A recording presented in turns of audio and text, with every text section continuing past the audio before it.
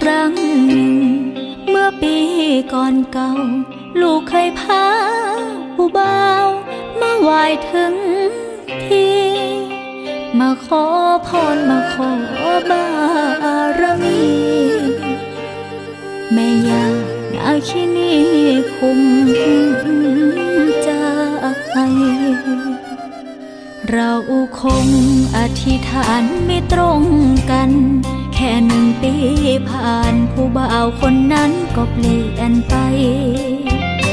ลูกจึงหวนคืนมามองเก่า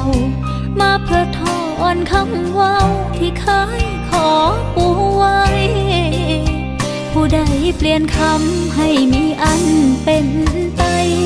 มาเป็นคำใหม่ว่าบ่เป็นอย่าง